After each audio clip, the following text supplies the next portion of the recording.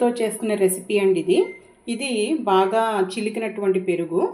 Next జీలకర్ర పొడి, జీలకర్ర వేసుకోవచ్చు, సాల్ట్. ఇప్పుడు ఇందులో మిక్సీలో మీ స్పైస్ని బట్టి పచ్చిమిర్చి, కరివేపాకు, కొంచెం సాల్ట్, సరిపడినంత సాల్ట్, జీలకర్ర పొడన్నా వేసుకోవచ్చు, జీలకర్ర వేసుకోవచ్చు,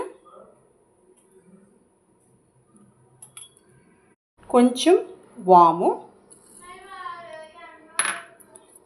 వెల్లుల్లిపాయలు, 2 వెల్లుల్లిపాయలు అన్నీ కలిపి గ్రైండ్ చేసేసుకోవాలండి.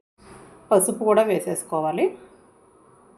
పచ్చిమిర్చి, కరివేపాకు, జీలకర్ర, వాము, వెల్లుల్లిపాయ, పసుపు, సాల్ట్ అన్నీ కలిపి గ్రైండ్ చేసేసి మజ్జిగ కలిపేసుకుంటామే. ఇలా మెత్తగా పేస్ట్ అయిపోతుందండి. ఇది దానికి కలిపేయడమే. అవుట్పుట్ అండి. అన్నీ కరెక్ట్గా వేసుకోవాలి, లేకపోతే కనుక చేదొచ్చేస్తాయండి. కొంచెంగా వేసుకొని సరిపోకపోతే యాడ్ చేసుకోండి. మేము జీలకర్ర ఫ్లేవర్ ఎక్కువ తింటామండి, అందువల్ల జీలకర్ర పొడి ఎక్కువ వేసాను, కానీ అంత వేసుకోకండి. వాము, జీలకర్ర పొడి కూడా కొంచెం తగ్గించుకోండి. వెల్లుల్లి రెబ్బలు 2 వెల్లుల్లి రెబ్బలు వేసానండి. ఇందులో కొత్తిమీర ఉంటే కూడా వేసుకోవచ్చు. ఇది బాగా డైల్యూట్ చేసుకుంటే కనుక తాగడానికి చాలా బాగుంటుందండి.